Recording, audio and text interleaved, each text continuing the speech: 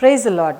Misba Reformation Church சார்பாக உங்கள் அனைவரையும் இந்த மகிமையின் நேரம் நிகழ்ச்சிக்கு உங்கள் அனைவரையும் நாங்கள் வரவேற்கிறோம். தேவன் அன்பாகவே இருக்கிறார். தேவன் அவருடைய அன்பின் அடையாளமாக இயேசு கிறிஸ்துவை அவரை சொந்த இரட்சகராக இந்த பூமிக்கு அனுப்பினார்.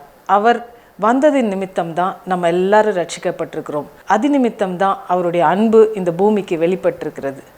பாருங்க, இந்த நிகழ்ச்சியில் இன்றைக்கு போதகர் ரெவரண்ட் ஜேக்கப் ராஜ் கபூர் அவர்கள் உங்களுக்கு தேவ செய்தியை கொடுக்கும்படி இருக்கிறார். இன்றைக்கு இந்த நிகழ்ச்சியை பார்க்குற ஒவ்வொருவருடைய வாழ்க்கையிலும் அவருடைய அன்பு வெளிப்பட போகிறது. அவருடைய அற்புதம் செய்கிற கரம் வெளிப்பட போகிறது. இந்த நிகழ்ச்சியை பார்த்து ஆசீர்வாதம் பெற்றுக்கொள்ளுங்கள். ஆமேன்.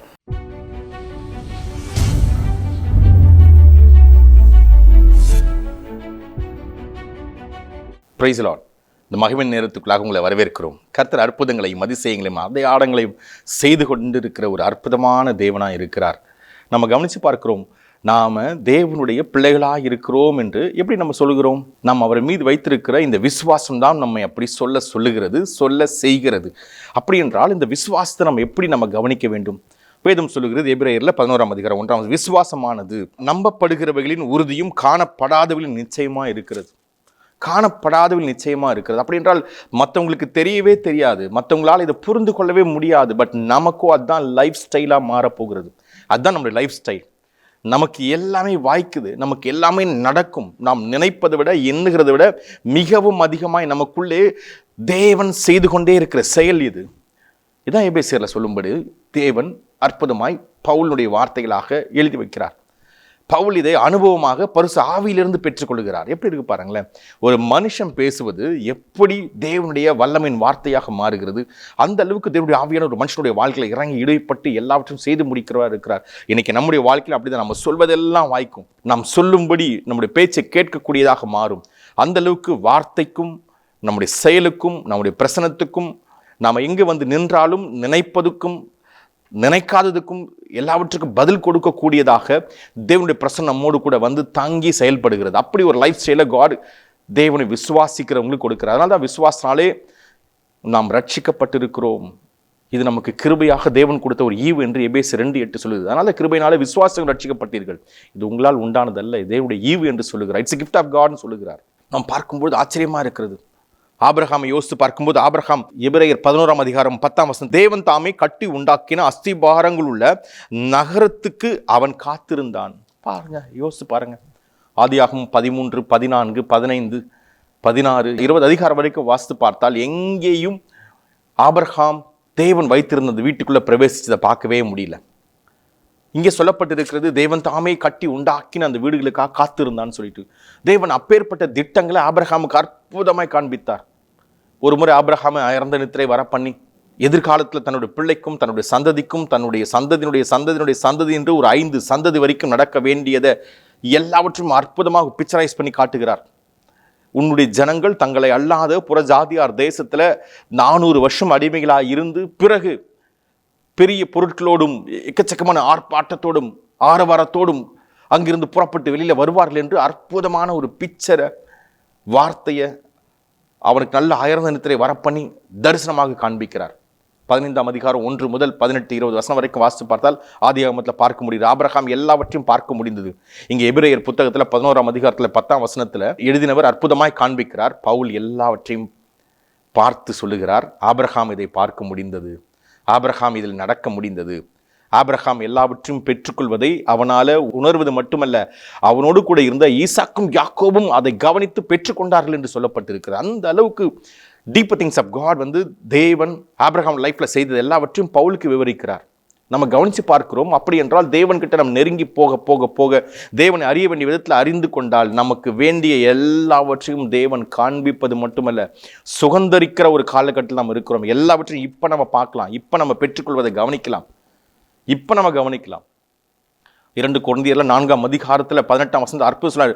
தேவன் வந்து காணப்படாத பல விஷயங்களை நமக்கென்று எடுத்து வைத்து காண்பிக்கிறத பார்க்க முடியும் என்று, தேவன் நமக்கென்று பல விஷயங்களை கட்டவிழ்க்க முடியும் என்று தெளிவான முறையில் அற்புதமாக எழுதி வைத்திருக்கிறத பார்க்க முடிகிறது. நாம பார்க்கிறோம் 2 கொரிந்தியர்ல 4ஆம் அதிகாரத்தில் 18ஆம் வசனத்தில் வாசிக்கும் பொழுது, காணப்படுகிறவைகள் அநித்தியமானவைகள், காணப்படாதவைகளோ நித்தியமானவைகள். விசுவாசிக்கிற நமக்கோ தேவன் அவைகளை மற்றவர்கள் பார்க்க முடியாது, நாமும் அதை பார்ப்பது மட்டுமல்ல, சுதந்திரிக்கிற ஒரு இடத்தை நமக்கு கட்டவிழ்க்கிறது தான் நம்முடைய ஆவியிலிருந்து நம்முடைய ஆத்மாவுக்கும் சரீரத்துக்கும் தேவன் செய்து கொண்டிருக்கிற ஒரு செயல். அதனாலே ஜெபத்தையும் வேத வார்த்தையையும் வேத வசனிப்பையும் இடைவிடாமல் செய்து கொண்டிருக்கிறவர்களுக்கு தேவனுடைய வல்லமை பெருகும், தேவனுடைய கண் பார்வை இன்க்ரீஸ் ஆகும், தேவனுடைய பிரசனம் அவர் மேலே இருக்கிறத அவங்க உணர்வது மட்டுமல்ல, அந்த வாழ்க்கையே வாழக்கூடியது அவர்களுக்கு ஆணாகிறதுனால அவர்களுக்கு எல்லாமே வாய்க்கிறத பார்க்க முடியும். அதனால்தான் காணப்படாதிருக்கிற ஒன்றை இவர்கள் தங்களுடைய சொந்தமான ஒரு வாழ்க்கையாக வாழ்ந்து பார்க்க முடியும் என்கிறதான் தேவன் புதிய ஏற்பாட்டில் இயேசு கிறிஸ்துவின் நாமத்தினாலே நமக்கு கொடுத்திருக்கிற ஒரு சூப்பர் நேச்சுரல் லைஃப் ஸ்டைல். இதுதான் இயற்கைக்கு அப்பாற்பட்ட ஒரு வாழ்க்கை. இந்த இயற்கைக்கு அப்பாற்பட்ட இந்த வாழ்க்கையை நம்ம எப்படி நம்முடையதாய் மாற்ற முடியும், மாற்ற வேண்டும் என்பது தான் நாம் தியானிக்க வேண்டிய ஒரு தியானம். அதுதான் சொல்லப்பட்டிருக்கு 2 கொரிந்தியரில் 4:18 காணப்படுகிறவைகள் அநித்தியமானவைகள், காணப்படாதவைகளோ நித்தியமானவைகள். இந்த நித்தியமாக இருக்கிறது எல்லாமே மற்றவங்களுக்கு தெரியாது, நமக்கு தெரியக்கூடியது. நமக்கோ தேவனுடைய ஆவியினாலே அவைகளை வெளிப்படுத்துகிறார். பாருங்க, 1 கொரிந்தியர் 2:9 சொல்லியிருக்கிறது, எழுதியிருக்கிறபடி தேவன் பேரில் அன்பு வைக்கிறவர்களுக்கு தேவன் வைத்திருக்கிறதை கண் காணவும் இல்லை, காது கேட்கவும் இல்லை, அவங்க இருதயத்தில் தோன்றவும் இல்லை. ஆனால் நமக்கோ தேவன் அவைகளை ஆவியினாலே வெளிப்படுத்தியிருக்கிறார். அந்த ஆழங்களை ஆவியானவர் நம்முடையதாய் மாற்றியிருக்கிறார் என்றுதான் 1 கொரிந்தியரில் 2:9-10 சொல்லுகிறது. இப்படி ஒரு வாழ்க்கையை தான் தேவனை ஏற்றுக்கொள்கிறவர்களுக்கு தேவன் கொடுக்கிற ஒரு பரிசாக, இட்ஸ் அ கிஃப்ட் ஆஃப் காடாக நம்ம பார்க்கிறோம். இந்த ரகசியத்தை இதற்கு முன்பதாக இருக்கிற யாரும் அறிந்து கொள்ளவில்லையாம். ஆனால் நமக்கோ தேவனுடைய ஆவியானவர் வந்து இந்த ரகசியத்தை சொல்வது மட்டுமல்ல, இந்த ரகசியத்தில் இருக்கிற வாழ்க்கையை வாழக்கூடிய ஒரு வழிமுறையை நம்முடைய லைஃப் ஸ்டைலாக மாற்றி கொடுக்கிறார். அதனால தான் காணப்படாதிருக்கிற இந்த ரெலம் மற்றவங்களுக்கு நமக்கோ சொந்தமானதாக மாற்றி கொடுக்கிறார். அப்படின்னா இந்த லைஃப்பில் நம்ம இந்த சூப்பர் நேச்சுரல் லைஃப்குள்ளே வாழணும் என்றால் நம்முடைய மைண்ட் எப்படி இருக்கணும், நம்முடைய அறிவு, நம்முடைய ஆவி எப்படி பயிற்சி எடுக்கப்பட்டிருக்கணும், நம்முடைய சரீரம் இதற்கு எப்படியாக ஒத்துப்போக வேண்டும்படியாக நாம் அதை பழக்கி வைத்திருக்கிறோம். அப்போ இடைவிடாமல் தேவனோடு நெருங்கி நடப்பது எப்படி? எப்பொழுதும் தேவனுடைய வார்த்தைகளை நம்முடைய வார்த்தைகளாகவே தியானித்து ஒவ்வொன்றும் என்னுடையது, ஒவ்வொன்றும் நம்முடையது, என் பலனாகிய கர்த்தாவே என்றால் என்னுடைய பலன்ல இல்லை, அவருடைய பலன்ல இருக்கிறத எல்லாவற்றையும் எடுக்கக்கூடிய ஒரு எக்ஸசைஸை நாம் எப்படி செய்து பார்ப்பது? இயேசு கிறிஸ்து தான் செய்து பார்க்கிறார். பிசாசு வந்து இயேசு கிறிஸ்து பேசும்பொழுது இந்த கல்லுகளை அப்பமாக்கும்படி சொல்லும், நீர் சொன்னால் நடக்கும் என்பது தான் பிசாசு அவருக்கு முன்பதாக வைத்த ஒன்று. ஓ அப்படியா, ட்ரை பண்ணி பார்க்கலாமான்ற அந்த வார்த்தைக்குள்ள வராமல், எனக்கு தெரியும் அது நீ சொல்ல வேண்டியது இல்லை, தேவனுடைய வாயிலிருந்து புறப்படுகிற ஒவ்வொரு வார்த்தையும் இதை விட அதிகமான செய்யக்கூடியதாக இருக்கும் என்று தெரியும் அப்படின்னு சொல்லி எந்த வேர்டு யூஸ் பண்ணிட்டு பிசாசு சொல்லுகிற வார்த்தை கேட்காம பிசாசு ஆஃப் பண்ண முடியும் என்று அவர் அறிந்திருக்கிறார். இன்றைக்கு நம்மிடத்திலும் இதே போன்ற தேவனுடைய வார்த்தைகள் உள்ளே வந்து செயல்பாட்டுக்குள்ளே வந்தால் நம்ம பேச வேண்டிய விதங்கள் எப்படி இருக்க வேண்டும்? சூப்பர் நேச்சுரல் லைஃப் ஸ்டைல் நம்ம ரிலீஸ் பண்ணணும்னு விரும்புகிறோம். காணப்படாதிருக்கிற ஒன்று நம்ம ரிலீஸ் பண்ண விரும்புகிறோம். எபேசியர் 1:18 சொல்லுது, பிரகாசமான மனக்கண்கள் உங்களுக்கு உண்டாக வேண்டும் என்று நான் வேண்டிக் கொள்ளுகிறேன். ஏனென்றால் அவர் நம்மை அழைத்ததினாலே நமக்கு உண்டாயிருக்கிற மகிமை, க்ளோரி இன்னதென்றும், ரிச்சஸ் இன்ஹெரிட்டன்ஸில் இருக்கிற ரிச்சஸ் என்னதென்றும், அதாவது நாம் அவருடைய பிள்ளைகள் என்கிற சுதந்திரம் எந்த அளவுக்கு நமக்கு எல்லாவற்றையும் கொடுக்கிறது என்ற அந்த அறிவிலே நம்ம வளர்ந்து பெருகி பெற்றுக்கொண்டு நம்முடையதை மாற்றி நம்மிடத்தில் நிறுத்தி மற்றவங்களுக்கு வாரி வழங்குகிற ஒரு லைஃப் ஸ்டைலை நம்ம பழகி இருக்கணுமா? இது எப்படி நம்ம புரிந்து கொள்ள போகிறோன்னே தெரியல. பவுலுக்கு எப்படி இந்த அளவுக்கு புரிய தொடங்குச்சுன்னு தெரியல. ஆரம்பத்தில் பவுல் இயேசு கிறிஸ்துவை புரிந்து கொள்ளவே முடியல, எதிர்க்க முடிஞ்சிச்சு. இயேசு கிறிஸ்துவை பின்பற்றி போகிற யாராக இருந்தாலும் அவர்களை திருத்த வேண்டும் என்றும் அவர்களை இல்லாமல் பண்ண வேண்டும் என்றும், இவர்கள் இருந்தால் இந்த ஒரு மனிதனை நம்பி போகிற இவர்கள் இருந்தால் ஒரு மிகப்பெரிய பின்னடைவு இந்த மனித இனத்துக்கே வரும் என்றுதான் அவர் அதெல்லாம் தடுக்க நினைச்சார். அதான் அப்போஸ்தலர் 8 1, 2, 3, 4 வசனங்களை சொல்லுவார், இவன் சபைகளை பாழாக்கி கொண்டிருந்தான் என்று. அப்பேற்பட்டவர் தான் இப்போ எழுதுகிறார், பிரகாசமான மனக்கண்கள் நமக்கு உண்டாக வேண்டும், அவர் நம்மை அழைத்ததினாலே நமக்கு உண்டாயிருக்கிற மகிமை என்னதென்றும். பரிசுத்தவான்கள் கிட்ட இருக்கிற எந்தெந்த பிளஸ்ஸிங்ஸ் எல்லாம் பரிசுத்தவான்கள் பெற்றுக்கொண்டிருந்தார்களோ, இயேசு கிறிஸ்துவோடு கூட இருந்தவங்க, பழைய ஏற்பாட்டில் இருந்த எல்லா பெரியவங்க, இவங்க அனுபவித்த எல்லா ஆசீர்வாதத்தையும் புதிய ஏற்பாட்டில் இருக்கிற, புதிய ஏற்பாட்டு பார்வையில் இருக்கிற நாம பரிசுத்த ஆவியானுடைய பலத்தினால, பரிசுத்த ஆவியான துணையினால எல்லாவற்றையும் சுதந்திரிக்க முடியும் என்கிற மிகப்பெரிய ஒரு வாக்கு தத்தத்தை புதிய ஏற்பாடு என்று அழைக்கப்படுகிற இந்த புதிய ஒரு வாக்கு தத்தத்தில், புதிய உடன்படிக்கையில் பவுல் காண்பிக்கிறார். இதை கவனிச்சு பாருங்களேன். தேவன் நமக்கு இது எல்லாம் ரிலீஸ் பண்ணிருக்காரு. இயேசு கிறிஸ்து அதுக்கு காரணம். ஏனென்றால் இயேசு கிறிஸ்துவை மரித்தோரிலிருந்து எழுப்பின பரிசுத்த ஆவியானவர் தான் இதற்கு காரணம். இந்த பரிசுத்த ஆவியானவர் உங்களுக்குள்ள இப்ப இருக்கிறார். உங்களால் இதை எடுக்க முடியும், பெற்றுக்கொள்ள முடியும். விடாதீங்க, ட்ரை பண்ணுங்கன்னு சொல்லுகிறார். இதுதான் நமக்கு தெரிந்திருக்க வேண்டிய மிக முக்கியமான ஒரு சத்தியம். இந்த கண்கள் தான் உனக்கு திறந்திருக்க வேண்டும், பிரகாசமான மனக்கண்கள் உங்களுக்கு உண்டாக வேண்டும் என்று வேண்டிக் கொள்ளுகிறேன்னு சொல்லி ஒரு பிரேயரை சொல்லித்தரார். அந்த பிரேயர் அவரே செய்திருக்கிறார். இதான் எபேசியர்ல 1:18, 19, 20. இயேசு கிறிஸ்து காலுக்கு கீழே சகலமும் அடங்கி இருக்கிறது. அது போல உங்களுக்கு காலுக்கு கீழே எல்லாமே வந்து அடங்கும். ஏனென்றால் நீங்கள் கிறிஸ்துவோடு கூட அவரோடு கூட சிங்காசனத்தில் அவரோடு கூட உட்கார்ந்து கொண்டிருக்கிறோம். ஒரு அற்புதமான இடத்தை சொல்லுகிறார். எப்படி பாருங்க, எபேசியர் 2:7, எபேசியர் 1:4 அற்புதமாக சொல்லுகிறார். இது உலக தோற்றத்துக்கு முன்பதாகவே நமக்கென்று தேவன் பண்ணின பிளான். அந்த பிளான் பிரகாரமாக நம்மை அழைத்து நமக்கிட்ட இது கையில் கொடுத்திருக்கிறாரா. அதனால தான் நம்ம அவர் சொந்த பிள்ளைகளாக இன்று இயேசு கிறிஸ்துவை ஏற்றுக்கொண்டிருக்கிறோம் சொல்லுகிற ஒரு இடம் உண்டாயிருக்கிறது. இந்த லைஃப் ஸ்டைலை கொஞ்சம் யோசித்து பாருங்களேன். மரணம் மற்றும் வியாதி மற்றும் பிரச்சனை இவை எல்லாவற்றிலையும் ஜெயத்தை எடுக்கக்கூடிய ஒன்றை தேவனுடைய ஆவியிலிருந்து நமக்கு வாக்குத்தத்தமாய் கொடுக்கிறதா நம்ம பார்க்க முடிகிறது. இந்த வாக்குத்தத்தத்தை நம்ம சுதந்திரிக்கணும்னா எந்த அளவுக்கு தேவனோட இயேசு கிறிஸ்துடைய வார்த்தையோட வல்லமையோட பிரசன்னத்தில் இறங்கி உள்ளே சென்று நடக்க வேண்டும். நித்த நிமிஷம் அவரோடு கூடவே கைகளை கோர்த்து நிற்க வேண்டும். 21ஆம் அதிகாரம் 3-4 வசனங்களில் வெளிப்படுத்தல் புத்தகத்தில் சொல்லப்பட்டிருக்கிறது. தேவன் நம்மோடு கூட இறங்கி தங்க வேண்டும் என்றுதான் தேவன் பிரியப்பட்டு நம்மை தெரிந்து கொண்டிருக்கிறாராம். தெளிவாக சொல்லுகிறது. தேவன் நம் மத்தியில் வாசம் செய்ய வேண்டும் என்றுதான் அவர் விருப்பப்பட்டாராம். அதற்காகவே ஒரு லைஃபை நம்ம கொடுத்திருக்கிறார். அதுதான் இயேசு கிறிஸ்துவை ஏற்றுக்கொண்டிருக்கிற ஒரு வாழ்க்கை. இந்த லைஃப்ல இவ்வளவு ஆசீர்வாதங்கள் கட்டவிழ்க்கப்பட்டிருக்கும் போது நமக்கு பிரச்சனை அப்படின்னு சொல்லி ஒரு வார்த்தை நம்ம எப்படி சொல்ல முடியும்? அப்படி ஒரு பிரச்சனை வந்திருக்கு. நமக்கு ஒரு பிரச்சனையை ஃபேஸ் பண்றோம். வேதம் சொல்லுகிறது, விசுவாசத்தினாலே கிறிஸ்து உங்கள் இருதயங்களில் வாசமாய் இருக்கவும் அப்படின்னு சொல்ல. அப்போ இயேசு கிறிஸ்து எனக்குள்ள இருக்கிறார். இப்போ இந்த பிரச்சனை இயேசு கிறிஸ்து ஹேண்டில் பண்ணும்படி நான் விட்டு கொடுக்க போறேன். இயேசு கிறிஸ்து எழுந்து ஒரு வார்த்தையை சொன்னாரு, எல்லாமே பயப்படுது. கெதரேனர் பட்டணத்தில் பிசாசு பிடித்திருந்த ஒரு மனுஷன் வருகிறான். இயேசு கிறிஸ்து அவனை பார்க்கிறார்.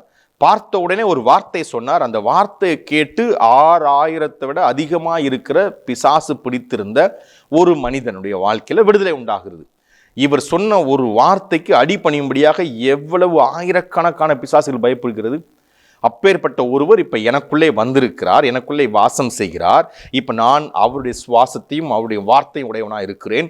அப்படி என்றால் நான் பேசுகிற ஒவ்வொரு வார்த்தையிலும் பிசாசு எந்த அளவுக்கு பயப்பட வேண்டிய இடத்துல இருக்கிறது, அடிபணிய வேண்டிய இடத்துல இருக்கிறது, அலறி ஓட வேண்டிய இடத்துல இருக்கிறது. இதை நான் எப்படி பிராக்டிஸ் பண்ண போகிறேன்? வார்த்தை வல்லமை, வார்த்தை பிரசன்னம், இதன் மீது நான் கவனம் செலுத்தும் போது மட்டுமே இது எனக்கு என்னுடைய வல்லமையாக மாறுகிறது. ஏனென்றால் தேவன் உள்ளே தங்கியிருக்கிறார். தேவன் உள்ளே தங்கியிருக்கிற ஸ்தலம் தேவன் தங்கும் ஸ்தலம். தேவன் தங்கும் ஸ்தலத்தில் தேவனுடைய பிரசன்னம் இருக்கும், தேவனுடைய வல்லமை இருக்கும், தேவனுடைய மகிமை இருக்கும், தேவனுடைய மேகம் இருக்கும், தேவனுடைய வெளிச்சம் இருக்கும். நானே உலகத்துக்கு ஒளியா இருக்கிறேன். இயேசு கிறிஸ்து உள்ளே இருக்கிறபடினாலே அந்த வார்த்தையை பயன்படுத்துகிற ஒரு விலையேற பெற்ற அவருடைய சொந்த பிள்ளை என்று சொல்கிற அதிகாரம் என் கையில் கொடுக்கப்படுகிறது. நீங்கள் உலகத்துக்கு வெளிச்சமா இருக்கிறீர்கள், ஒளியா இருக்கிறீர்கள் சொன்னார். எலும்பி பிரகாசி, உன் ஒளி வந்தது, கர்த்தருடைய மகிமை உன் மேல் உதிக்கிறது, உதிக்கிற உன் ஒளி இடத்துல எல்லாரும் வந்து சேர்வார்கள் என்று சொல்லப்பட்டிருக்கிறது. எல்லாவற்றுக்கும் மேலாக நமக்குள்ளே அவருடைய வெளிச்சம், அவருடைய பிரசனம் வருகிறதுனால இவை எல்லாம் வாய்க்கிற ஒரு லைஃப் ஸ்டைல் நமக்கு கொடுக்கிறார். இந்த லைஃப் ஸ்டைலை இன்னும் டீப்பாக நம்ம எப்படி ப்ராக்டிஸ் பண்ண போகிறோம்? பேதுருக்கு இது ஆரம்பத்தில் ஒன்றுமே புரியவே இல்லை. வெறும் வலை அலசி கொண்டிருக்கும் போது இயேசு ஒரு வார்த்தை சொல்றார். வலை கிளியத்தக்கதாக, படகு அமிழத்தக்கதாக மீன்கள் அவருக்கு திரளாக கிடைக்கிறது. லூக்கால் 5ஆம் அதிகாரம் 6, 7, 8 வசனங்களை பார்க்க முடிகிறது. பிறகு பார்க்க முடிகிறது, இயேசு கிறிஸ்து தண்ணீர் மீது நடக்கும் பொழுது அது அவரால் மட்டுமே நடக்க முடியும் என்று எண்ணி தூரமாய் நிற்க வேண்டிய இடத்துல எல்லாரும் இருந்தார்கள். ஆனால் இவரோடு கூட நான் இருக்கிறேன், எப்பொழுதும் இவர் என்னோடு கூட இருக்கிறார், அவரால் செய்ய முடிந்த அனைத்தையும் என்னையும் செய்ய சொல்லுகிறார்.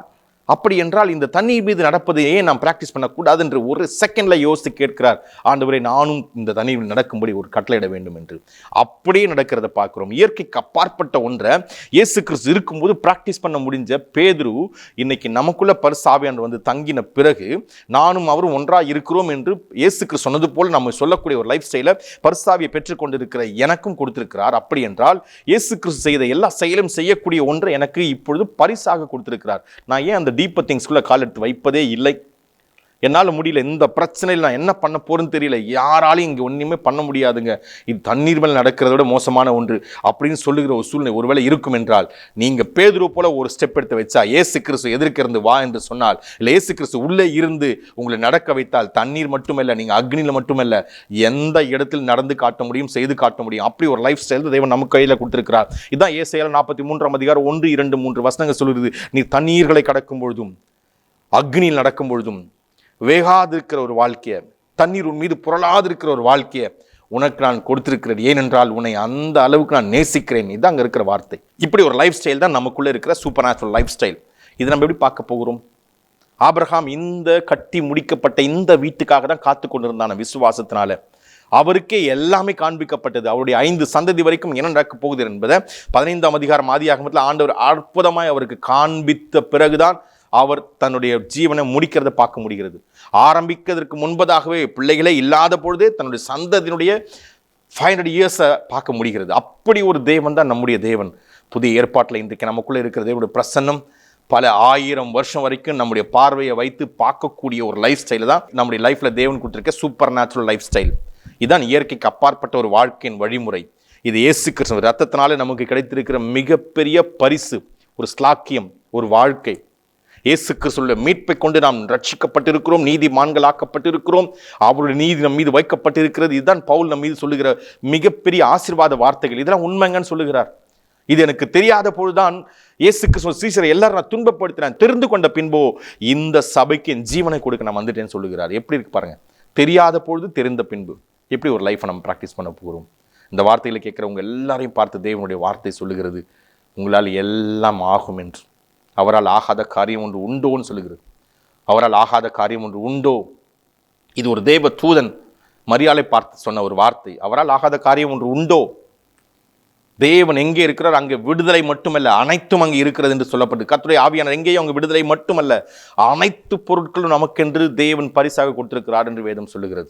நாம் பார்க்கிறோம், இயேசு கிறிஸ்துவினுடைய மீட்பை கொண்டு நாம் நீதிமான்கள் ஆக்கப்பட்டிருக்கிறோம் என்று வார்த்தையை வாசிப்பது மட்டுமல்ல, ரோமர்ல 3ஆம் அதிகாரம் 24 சொல்லுகிற வார்த்தையை நம்புவது மட்டுமல்ல, அப்படி ஒரு லைஃப் ஸ்டைல் நம்ம எப்படி வாழப்போகிறோம்? இயற்கைக்கு அப்பாற்பட்ட ஒன்று செய்யும்படியாகவே தேவனுடைய ஆவியான் நமக்குள்ளே வந்திருக்கிறார். மரித்து 3ஆம் நாளான இயேசு கிறிஸ்து சரீரத்தை உயிரோடு எழுப்பினவர் இன்று நமக்குள்ளே வந்து வாசம் செய்யும் பொழுது நம்முடைய அவயங்கள் எல்லாவற்றும் புதுப்பித்து, நாம் யாருக்காவது ஜெபித்து அவங்களுடைய அவயங்கள் எல்லாம் புதுப்பித்து, யாரோ ஒருத்தங்களுக்கு ஜெபம் பண்ணி அவங்களுக்கு கடன்கள் எல்லாம் மாற்றி அமைத்து, அவங்களுக்கு தேவைகள் எல்லாம் மாற்றி அமைத்து, அவங்களுக்கு தேவையெல்லாம் சந்திக்க பண்ணு, அவங்களுக்கு அறிவு ஞானத்தையும் அளவில்லாமல் கட்டவிழ்த்து, பரிசுத்த ஆவியானுடைய குணமே அறிவு ஞானம் என்பது. அவரே நமக்கு ஞானமும் நீதியும் மீட்பும் ரட்சிப்பும் பரிசுத்தமும் ஆனார் என்று 1 கொரிந்தியர்ல 1ஆம் அதிகாரம் 30, 31 சொல்லுகிறது. இந்த அளவுக்கு டீப்பா பவுலால கண்டுபிடிச்சு எழுதி இருக்க முடிகிறது என்றால், அப்போ ஹோலி ஸ்பிரிட் எந்த அளவுக்கு அவர் கற்றுக் கொடுத்தார். அதே ஹோலி ஸ்பிரிட் இப்போ நமக்குள்ளே இருக்கிறார். இப்போ நம்ம இதை மற்றவங்களுக்கு சொல்வதற்கு மட்டுமல்ல, நம்முடைய வாழ்க்கையில இப்படி ஒரு லைஃப் ஸ்டைலை கொடுப்பதற்காகவே நமக்குள்ளே வந்திருக்கிறார். நான் டெய்லி ப்ராக்டிஸ் பண்றேன். நம்ம டெய்லி ப்ராக்டிஸ் பண்றோமா? தேவைகளுக்காக ஜெபிப்பது இல்லை, எனக்கு தேவை என்கிற ஒன்று இல்லாமல் பண்ணக்கூடிய ஒரு அபிஷேகம் எனக்குள்ள இருக்கு. நிறைவு என்கிற ஒன்று என் மீது கட்டவிழ்த்திருக்கிறார். அது சுகத்திலும் பலனிலும் என்னுடைய பொருளாதாரத்திலும் என்னுடைய அறிவிலும் என்னுடைய ஞானத்திலும் தேவனுடைய ஆவியான எனக்குள்ள தங்குவதனால முழுவதுமான நிறைவுக்குள்ள இருக்கக்கூடிய ஒரு லைஃப் ஸ்டைல் நமக்கு தேவன் கட்டவிழ்த்திருக்கிறார். இப்படி ஒரு ப்ராக்டிஸ் நம்ம பண்ணுகிறோமா? நம்ம எங்க இருக்கிறோமோ அந்த சூழ்நிலைக்கு ஏற்ற ஒரு ஆள் நாம கிடையாது. எந்த சூழ்நிலை நம்ம போய் நின்றாலும் அவைகளை இயற்கைக்கு அப்பாற்பட்ட சூழ்நிலையாக மாற்றக்கூடிய ஒரு ஆள் தான் நாம. அதை நம்ம கவனிக்க வேண்டியது. செங்கடலுக்கு முன்பதாக எல்லாரும் நின்று வேடிக்கை பார்த்தார்கள். எல்லாரும் பல வருஷமா பார்த்துக்கிட்டே இருந்தாங்க. மோசஸும் அந்த காலையில் அப்படிதான் போய் பார்க்கிறார். ஆனால் தேவன் சொன்னுகிறார், உன்னுடைய கரத்தை நீட்டு, நான் ஒரு செயலை செய்ய போகிறேன் என்று. அந்த செயல் தான் செங்கடலை 2ஆக பிளப்பது. நம்ம கவனித்து பார்க்கிறோம். மோசே கரங்களை நீட்டின உடனே செங்கடலை 2ஆக பிளந்தது. இல்லை, வார்த்தை அப்படி சொல்லவில்லை. தேவன் ஒரு காற்றை வீச பண்ணினாராம். அந்த காற்று முழுதும் அந்த செங்கடலில் பட்ட உடனே 2ஆக பிளந்ததாம். கர்த்தருடைய ஆவியானவர் என் மேல் இருக்கிறார்னு சொல்லுகிற ஒவ்வொரு நபருக்கும் இந்த அற்புத அதிசய அடையாளங்களை செய்யக்கூடியது நம்ம லைஃப் ஸ்டைலாக கொடுத்திருக்கிறார். யோர்தானும் அப்படிதான். யோர்தான் கரை புரண்டு போய் கொண்டிருக்கும் போது ஆசாரியர்களுடைய தோள் மீது கர்த்தருடைய பெட்டி இருக்கிறது. இன்று நமக்குள்ளே கர்த்தராகிய தேவனுடைய ஆவியான இருக்கிறார்னு சொல்லுகிற ஒவ்வொருத்தருக்குள்ளே இதே கர்த்தருடைய பெட்டி உள்ளே இருக்கிறது. நாம் போய் கரை புரண்டு போகிற யோர்தான்ல அந்த ஆசாரியன் கால் பட்ட உடனே குவியலாக தண்ணீர் குவிந்து நின்றதாம் அவர்களுக்கு வழி விடும்படியாக. அப்படி என்றால் எந்த பிரச்சனையிலும் நமக்குள்ளே தேவனுடைய பிரசனம் வந்து நிற்கும் என்றால், அதை உணரக்கூடிய இடத்துல நம்ம ஒரு பிராக்டிஸ் பண்ணுவோம் என்றால், அப்பொழுதே அது இரண்டாக பிளந்து நமக்கு வழி கொடுக்கும். அது எந்த பிரச்சனையா இருந்தாலும் அப்பொழுதே ஒரு முற்றுப்புள்ளி வைக்க முடியும் நம்மால. அப்படி ஒரு லைஃப் ஸ்டைல் தான் இப்போ நம்ம பிராக்டிஸ் பண்ண போறோம். இது வெறும் வார்த்தைக்காக சொல்லவில்லை. இப்படி ஒரு லைஃப் ஸ்டைல் தான் நம்முடைய கிறிஸ்தவ தேவனோடு நடக்கிற பிள்ளைகளுக்கு தேவன் கொடுத்திருக்கிற வாக்குத்தத்தம். இதுதான் என்னுடைய உடன்படிக்கை. இதுதான் தேவனுக்கு எனக்கு இருக்கிற மிக உன்னதமான தேவனுடைய அன்பினால் ஏற்படக்கூடிய ஒரு லைஃப் ஸ்டைல். இதுதான் தேவன் சொல்ல சூப்பர் நேச்சுரல் லைஃப் ஸ்டைல்னு சொல்லுகிறார். இது நமக்கு கொடுக்கப்பட்டிருக்கிறது. அவர் நம்ம அடுத்ததுனால நமக்கு உண்டாயிருக்கிற மகிமை இதுதான். இந்த மகிமையை கட்டவிழ்க்கணும். பழைய ஏற்பாட்டில் பார்க்கிறோம், மோசேவுக்கு முன்பதாக மேகம் வந்த உடனே எல்லா இடத்தையும் இருக்கிற எல்லாரும் வேடிக்கை பார்த்தார்களா. ஆனால் மோசேவுக்கும் அதுதான் லைஃப் ஸ்டைலாக மாறிவிட்டது. அவன் நடந்து போகிறான், மேகம் முன்பதாக போகிறது. இவங்க எல்லாரும் அவர்களை பார்த்து கொண்டே தான் இருந்தாங்க. எல்லாரும் இருந்த இடத்துலயே தேவனை வணங்கி கொண்டு இருந்தாங்கன்னு சொல்லப்பட்டிருக்கிறது. ஆனால் இவனோ அந்த மேகத்தோடு நடந்து மேகத்திலிருந்து தேவன் பேசுகிறத கேட்கிற ஒரு லைஃப் ஸ்டைல். நமக்கு இன்று புதிய ஏற்பாட்டில் புதிய உடன்படிக்கையில் இதுதான் நம்முடைய வாக்குத்தத்தம். இதுதான் என்னுடைய லைஃப் ஸ்டைல். இதுதான் என்னுடைய வாழ்க்கையில தேவன் கொடுத்திருக்கிற பரிசு. இப்பேற்பட்ட ஒருவனுக்கு விரோதமாக எழும்பப்படும் எந்த ஆயுதமும் வாய்க்காது, விரோதமாக எழும்புற எந்த கூட்டமும் பலிக்காது. இப்படி சொல்லக்கூடிய ஒரு லைஃப் தான் நம்முடைய லைஃப். வாயில திறக்கலாமா? உங்கள் குடும்பத்துக்கு விரோதமாக அது எது எழும்பியிருந்தாலும் சரி, ஒன்றே ஒன்று சொல்லி, நீங்கள் கர்த்தருடைய பிள்ளையாக இருக்கிறீங்க, தேவனோடு நீங்கள் இருக்கிறீங்க, தேவனுடைய பிரச்சனை உங்கள் மீது இருக்கிறது. இது வெறும் வார்த்தைக்காக சொல்லவில்லை. நீங்கள் பண்ணுற ப்ராக்டிஸ், நீங்கள் பண்ணுற ப்ரேயர், நீங்கள் படிக்கிற வேதத்தினுடைய வார்த்தை இப்படி தான் சொல்லுகிறது. என் பெலனாகிய கர்த்தாவே என்று சங்கீதம் 18 சொல்லுகிறது. சங்கீதம் 91 சொல்லுகிறது. உன்னதமான மறைவில் இருக்கிறவருடைய வாழ்க்கையில் தேவனுடைய பிரசனம் எப்பொழுது கூடவே நிற்கும் என்று சொல்லுகிறது. 103ஆம் சங்கீதம் இதுதான் சொல்லுகிறது. நானும் அவரும் ஒன்றாக இருக்கிறோம் என்கிற ஒரு மிக உன்னதமான ஒரு உடன்படிக்கையில் தான் நம்ம பேசுகிறோம். கர்த்தரின் மேய்ப்பராக இருக்கிறான், நான் தாழ்ச்சி அடையேன் 23 சங்கீதத்தில் சொல்லுவது போல் நம்ம சொல்லுகிறோம். என் ஆத்மாவை கர்த்தரை ஸ்தோத்திரி என்று சொல்லக்கூடிய அளவுக்கு ஆவி ஆத்மா சரீரத்தில் நிரம்பி வழிகிற ஒரு வாழ்க்கையை தான் சங்கீதம் 103 சொல்லுகிறது. அப்பேற்பட்ட ஒன்று தான் நம்முடைய லைஃப் ஸ்டைல். நம்ம அப்படி பாடுகிறோமா, அப்படி பேசுகிறோமா, அப்படியே ஒரு தியானிக்கிறோமா? இந்த நாளில் நம்ம அப்படி பண்ணும்பொழுது உங்களுக்கு விரோதமாக உருவாகி இருக்கிற எந்த ஆயுதமும் வாய்க்காது, பிசாசுடைய எந்த தந்திரமும் பலிக்காது. சூனிய கட்டுகள் எதுவாக இருந்தாலும் அதெல்லாம் நிற்க முடியாது. பிசாசு அலறி அந்த இடத்தை விட்டு ஓட ஆரம்பிக்க. ஏனென்றால் தேவனோடு இருக்கிறவன், தேவனை புரிந்து கொண்டவன், காணப்படாதிருக்கிற உலகத்தை இவனுடைய உலகம் என்று இவன் ஆவியின் பார்வையை பார்க்க தொடங்கினான். ஆவிக்குரிய பார்வை இவனுக்கு கட்டவிழ்க்கப்பட்டிருக்கிறது. ஆவியானவர் எங்கேயோ அங்கே எல்லாமே இருக்கிறது என்று அறிந்து கொண்டான். கிறிஸ்துவோடு இவன் இருக்கிறபடினால இவனுக்கு விரோதமாக என்னால் ஒன்றுமே பண்ண முடியும். கதிரேனர் பட்டணத்தில் ஓடி வந்து பிசாசு சொன்ன வார்த்தை அதுதான், தேவனே இந்த இடத்தை விட்டு நாங்கள் போகும்படி ஒரே ஒரு வார்த்தை சொல்லுங்க, நாங்கள் அப்படி கிளம்பி போகிறோம் என்று சொல்லுகிற இடம் உண்டாயிடுச்சு. நம்ம ஜெபிக்கலாமா? நன்றி தகப்பனே அப்பா, இந்த வேளையில் இந்த வார்த்தைகளை கேட்ட ஒவ்வொருத்தருக்குள்ள கர்த்தருடைய ஆவியான இறங்கி ஒரு அற்புதத்தை, ஒரு அதிசயத்தை, ஒரு அடையாளத்தை, சூப்பர் நேச்சுரல் லைஃப் ஸ்டைலை இந்த நாளில் கட்டவிழ்ப்பீராக நான் ஜெபிக்கிறேன். இவர்களுக்கு விரோதமாக இருக்கிற எல்லா தடைகள் உடைக்கப்படுவதாக, பிசாசுடைய தந்திரங்கள் உடைக்கப்படுவதாக, தேவனுடைய ஆயிரமாய் இருக்கிற தேவ தூதர்கள் இந்த வேளையில் இந்த குடும்பங்களுக்குள்ளாக கட்டவிழ்க்கப்படுவார்களாக. இவர்கள் மீது இவர்களை சுற்றி தேவனுடைய பிரசன்னம் இறங்கி வருவதாக. கர்த்தராகி தேவனுடைய ஆவியான என் மேல் இருக்கிறார் என்று சொல்லுகிற ஒவ்வொரு மேலையும் கர்த்தருடைய பிரசன்னம் இறங்கி வருகிறத அவங்க கண்களால் கண்டு, காதுகளால் கேட்டு, சரீரத்தினால உணர்ந்து உணர்வை பெற்றுக்கொள்ளக்கூடிய ஒரு அற்புதமான ஒரு வாழ்க்கை இந்த வேளையில் கட்டவிழ்க்கப்படுவதாக நான் ஜெபிக்கிறேன். வியாதியின் படுக்கை மாறுவதாக, எந்த ஒரு இடத்துல எந்த சூழ்நிலை இருந்தாலும் இப்பொழுதே அந்த சூழ்நிலை மாறுவதாக நான் ஜெபிக்கிறேன். உமக்கு நன்றி சொல்கிறேன் தகப்பனே. இந்த வேளையில் ஒவ்வொருவரும் ஆசீர்வதிங்க. இயேசு கிறிஸ்து நாமத்தில் ஜெபிக்கிறேன் நல்ல பிதாவே. ஆமேன், ஆமேன், ஆமேன். Glory be to God. தேவன் நமக்காய் வைத்திருக்கிற ஒரு ஆழமான சத்தியங்கள், நம்மளை விடுவிக்கிற சத்தியங்களை நாம் கேட்டோம். கிறிஸ்து இயேசுவை மரித்தோரிலிருந்து உயிரோடு எழுப்பின அதே ஆவியானவர் எனக்குள்ளாய் வாசம் செய்வதனால் இந்த உலகத்தை இருப்பவரை காட்டிலும் மிக பெரியவராக இருக்கிறார். இது எல்லாம் வெறும் வார்த்தைகளாக இருக்கிறதா? இது எல்லாம் நம் வாழ்க்கையாக இருக்கிறது. நமக்குள்ளாய் அவருடைய வல்லமை கட்டவிழ்க்கப்பட்டிருக்கிறது. இதை தான் இன்னைக்கு நம்ம கேட்டோம். அவரோடு நம் நேரத்தை செலவிடும் போது, அவரோடு நாம் நெருங்கி பழகும்போது, பவுல் சொல்கின்றார் பாருங்க, சிருஷ்டியானது ஆவலோடு காத்து கொண்டிருக்கிறதா. அதாவது அவர் குமாரத்திகள் எழுந்து இந்த ராஜ்யத்தை கட்டவிழ்க்கிற வண்ணமாய், அந்த சிருஷ்டியானதை மீட்டெடுக்கிற வண்ணமாய், அப்பேற்பட்ட வல்லமை தான் உங்களுக்குள்ளாய் எனக்குள்ளாய் கட்டவிழ்க்கப்பட்டிருக்குது. அதுதான் இந்த நாட்களில் நாம் பார்த்து கொண்டிருக்கிறோம். அவரோடு நேரத்தை செலவிடும் போது, அவரோடு நாம் நெருங்கி நாம் பழகுறவர்களாய் மாறும்போது, அவரும் நாமும் ஒன்றாய் இருக்கிறோம் என்பது வெறும் வார்த்தை மட்டும் இல்லை, வாழ்க்கையாக இருக்கிறது. இந்த வாழ்க்கையை நான் செயல்படுத்தும் போது ஆவியானவர் எனக்குள்ளாய் இருப்பவர் எல்லாவற்றையும் கட்டவிழ்த்து இந்த நாட்களில் நம்மளை சகல சத்தியத்துக்குள்ளாய் வழிநடத்துவர் மட்டும் அல்லாமல் அவர் நம்மை பல அற்புதத்திற்குள்ளாய் அதிசயத்திற்குள்ளாய் தேவன் நம்மை வழிநடத்துகிறதை நாம் பார்த்து கொண்டே இருக்கிறோம். இப்படி தான் பல சாட்சிகள் நாம் கேட்டுக்கொண்டே இருக்கிறோம். பல ஃபோன் கால்ஸ் வந்து கொண்டே இருக்கிறது. எங்களுக்கு இந்த வார்த்தை தொட்டபோது இந்த அற்புதம் உண்டானது. இது தேவனாய் இருக்கிறார். தேவன் மட்டும்தான் இதை செயல்படுத்தி கொண்டிருக்கிறார். அந்த தேவனுடைய நாமத்தை, அந்த தேவனுடைய மகிமை தான் நீங்களும் நானும் ஆராதிக்க வந்திருக்கிறோம். அவரை ஆராதிக்கும் போது இது எல்லாம் நமக்கு சாத்தியமாகிறது. இதை நாம் பார்த்து கொண்டே வருகிறோம். எங்களுடைய மிஸ்பா ரெஃபர்மேஷன் சர்ச் என்பது சென்னை பட்டணத்தில் அம்பத்தூர் என்ற இடத்துல புதூர் பகுதியில் பானுநகரில் 22வது அவனியில் அமைந்துள்ளது. எங்கள் சபையில் ஒவ்வொரு வாரம் புதன்கிழமை இரவு 10 மணி முதல் 12 மணி வரைக்கும் வேத வகுப்பு நடைபெறும். ஒவ்வொரு வெள்ளிக்கிழமை இரவு 10 மணி முதல் 1 மணி வரைக்கும், அதிகாலை 1 மணி வரைக்கும் காத்திருப்பு ஜெப கூட்டம் நடைபெறும். அது மட்டுமல்லாமல் ஞாயிற்றுக்கிழமையில் 2 ஆராதனை உண்டு. முதலாவது ஆராதனை காலை 9 மணி முதல் மதியம் 12 மணி வரைக்கும், இரண்டாவது ஆராதனை மாலை 7 மணியிலிருந்து 9 மணி வரைக்கும் நடைபெறும்.